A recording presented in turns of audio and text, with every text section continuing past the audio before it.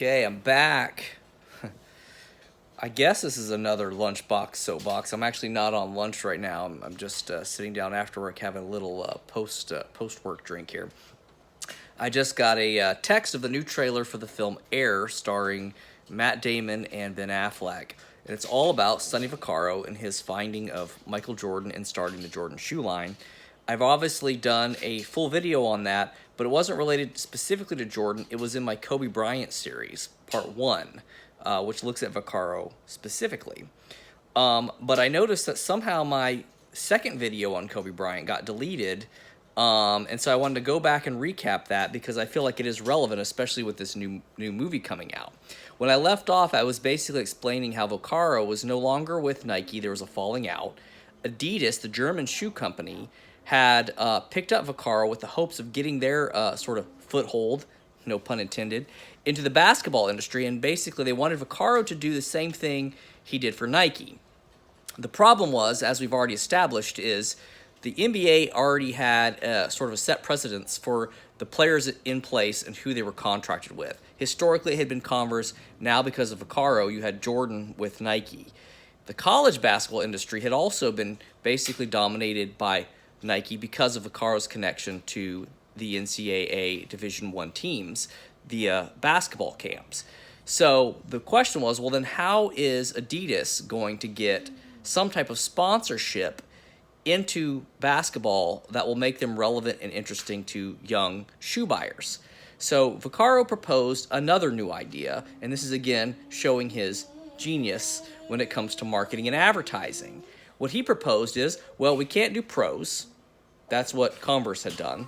We can't do college, which is what he did with Jordan in order to get the Nike contract. He said, I propose we go to high school. This was also an extremely risky idea and not something that had ever been done before. As the people of Adidas pointed out, wait a second, high school? Like, you don't have high school players come in. That's only happened twice before. It was Moses Malone and Kevin Garnett just the year prior, and these are both big men. And big men, as you know, you can't teach size, so a big man has a more likelihood of transitioning into the NBA and being successful.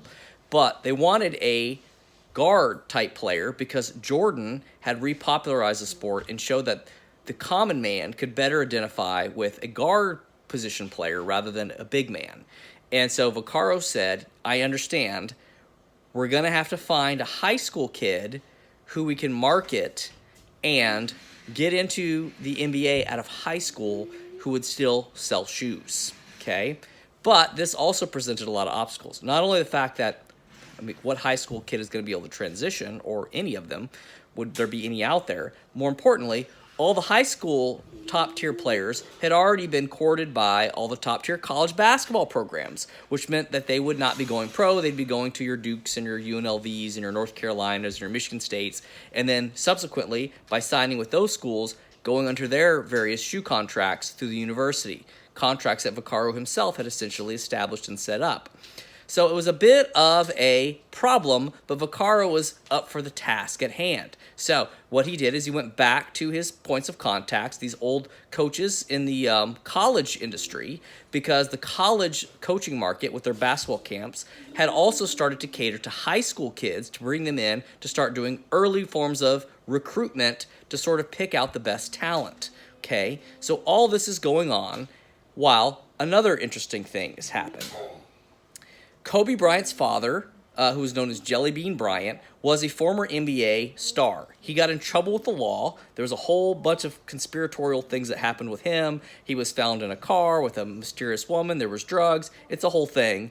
He ends up leaving with his family and going to Italy, where he stays and lives and plays in the European Basketball League for like about a decade. But his son Kobe has been playing over there in Europe for years, and the family decides now to move back to the States. Jelly Bean had essentially retired at this point from European basketball and wanted his son to have an opportunity to come back to America because his son showed some promise in basketball. basketball. So he moves them back to his neighborhood in Philadelphia and attempts to use his old contacts with people within the community to sort of get his son's foot in the door at some of these basketball clinics. Now, Kobe's essentially an unknown person at this time because he's been over in Europe, but that's precisely what Vaccaro wants and needs, someone that hasn't really been picked up and looked at by all these top-tier college programs that would have taken him in to play college basketball. So Jelly Bean Bryant uses his connections back home in the Philadelphia area, finds an old friend who has a connection to these basketball camps, and is actually bringing in a bunch of the top-tiered high school talent. He says, you know, my son hasn't been playing over here. He's essentially an unknown, but I assure you he's good. I give you my word. Can you bring him into the camp? So he does. And he's, by no question, nowhere near one of the better players in the camp. But he's not so far removed that he's an embarrassment. The important thing is Vaccaro's there and he spots Bryant early. And what he sees in Bryant is essentially everything he's looking for. First of all, Bryant is an unknown. Okay, he's someone that no one else is really looking at, no one else really knows about. Okay. Secondly, he finds in Bryant someone he feels is extremely marketable. He's a very good-looking kid. He has pedigree because his father was a former NBA star. He's lived over in Europe, so he's interesting. He finds that Bryant can speak multiple languages and all this type of stuff that makes him seem unique and interesting to marketing him. He also notices that Bryant's extremely arrogant and extremely cocky. For a lot of people, that would have been a negative, but Vaccaro sees that as a positive because for two reasons. One of the things he liked about Jordan was also his arrogance because he felt like Jordan's was so arrogant that he was going to be successful no matter what. He saw the same thing with Bryant, that if he gets an opportunity, he'll find a way to at least find success because of his arrogance. But also what he liked about it is he needed an 18-year-old or 17-year-old or whatever who would be cocky enough to actually think he could transition into the NBA, which most players wouldn't do. So he kind of focused in on Bryant. Also, by the way, he liked the name, which is interesting. He thought Kobe Bryant was a unique, interesting-sounding name that he could sell. So he latches on to Bryant, starts to make a sort of a friendship with him, develop a rapport with him, and essentially tries to convince the Bryant family that Kobe should transition out of high school directly into the NBA, and that if he did so, he could work directly with Adidas to develop a shoe contract. He explains how he's been the person who set up Michael Jordan and basically made Michael Jordan successful, which is really all Kobe Bryant needed to hear because he was a lifelong fan of Jordan and essentially patterned his entire game off Jordan, even so far as being essentially a Jordan clone. Down to everything he did. So if you go back and watch even like early seasons of Bryant, you'll see even the way he like chewed his gum, everything. He mimicked Jordan to a T. So this ends up being the motivation for signing Kobe Bryant. And then Vaccaro even pulls another string. He decides he's going to get Kobe Bryant and the family to agree to do this and then develop a massive campaign around Bryant because, again, he's mostly an unknown. Essentially advertise him as the greatest high school basketball player in the country, promote the story that he's going to go pro, which gets drama and gets attention from news organizations at 18, and starts to campaign for him, creating all kinds of stories. People who remember Bryant going pro may remember that he took Brandy to the prom, the R&B singer Brandy, and that, they were dating. All that was fictitious and fake. Vaccaro set all that up. It was done through Brandy's promotional company, but also Vaccaro's promotional company to, again, just put this guy's name in the press. It was good for Brandy. It was good for Kobe, but it was all a lie. Meanwhile, all these NBA teams are like, who's Kobe Bryant? Who's this guy? Everyone's saying he's the best high school player in the country. We don't really know much about him. Should we start, trying him out? Well, Vaccaro stacks the deck because what he's learned is that the one thing that delayed a little bit of the Jordan superstardom, although Jordan was already pretty much a superstar even before he won championships. But the biggest barrier Jordan had was he went to a small market team, and it took a really long time to get that team built up to being a championship contender. And so it was really Jordan's second half of his career in the 90s when he really was dominant. So Vaccaro says, because we're taking an 18-year-old, he's unproven, we really don't know how good he's going to be, but we just tell he's marketable, we need to make sure we stack the deck for success. So I want him, one, to go to a team that's a major market team. So it either needs to be in LA or New York, and we need to communicate to the administration that they need to surround this player with talent so that he is guaranteed success. So what happens is some of these teams campaign for a trial run where they want to like actually work the player out and see how they perform and see how they do. But Vaccaro tells Bryant to not take any of those other than in New York and LA. So the only actual trials he takes is for the Lakers in LA. He may have done the Clippers as well, I can't remember. And he does New York and I think the New Jersey teams, because those again are in heavily marketable areas because they're where media centers are. New York and LA. And he basically gets contact with Jerry West. Jerry West of the Lakers organization meets Bryant, likes him, likes Vaccaro's idea. Because they're the Lakers, they're all about having a sort of perennial superstar that they can market. And he also thinks Bryant is a very marketable person. So he works inside to basically trade around to move up to get like a mid-tier pick.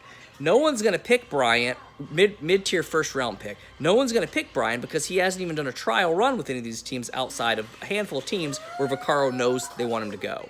And, of course, then what happens is they draft Bryant and bring him onto the team, and it makes national news. He gets to go play for the Lakers, okay? But it even goes beyond that. The shoe that Adidas designs for Bryant ends up kind of being a flop because it just wasn't a cool shoe. But Vaccaro knows that he's been successful and that this campaign has worked when by Bryant's second season in the league, he still isn't playing because he's not good enough, right? He sits the bench his first season. His second season, they give him very minimal playing time, but he gets a little bit of time. But when the All-Star break comes around, Bryant gets like the most votes of almost any player in the league. I mean, there's a handful of players like Jordan who get a few more votes than him, but he ends up being a starter in the All-Star game when he's not even starting on his own team because he was so popular because of the campaign that Vaccaro had created through the media. And that's when he realizes, holy cow, I can basically manufacture these people. I just have to, you get a good story, you get a good marketing campaign, you back these people, and then from there, all it took for the Lakers to do was surround them with talent.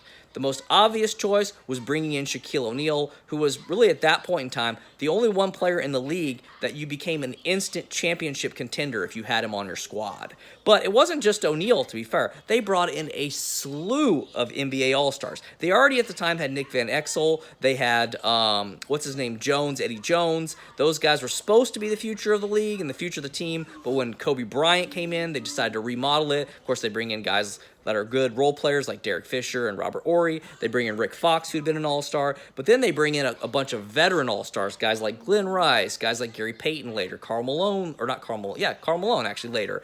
And all of this is to try to bolster up Bryant. The final straw is when they actually talk Phil Jackson in to coming and coaching Bryant. The reason for this is because Bryant was such a difficult personality that no one wanted to play with him. All those players who get brought in leave because they can't stand him. He's an egomaniac, he's a ball hog, and he's not that good, at least early in his career. But because of the marketing campaign, they're committed to it. So they're basically like, we're going to keep pushing forward with this because the fans like him and he's sellable. So eventually, when they bring in Shaq, Shaq almost leaves himself, but the selling point is Phil Jackson. Shaq wants to play with Phil Jackson because of his fame, but they know that Phil Jackson is pretty much the only person Bryant will listen to because of the Michael Jordan factor. Because the only person that Bryant was obsessed with, other than himself, was Michael Jordan. They thought the only guy that we can get to bring in that Bryant will listen to would be Phil Jackson. And so that's when they bring him in, and then, of course, we know the story from there. Now, I have more to say about this, and I've already recorded that video, which is still available. It didn't get deleted. So go watch Kobe Bryant Part 3 and really get the final chapter of this whole fiasco.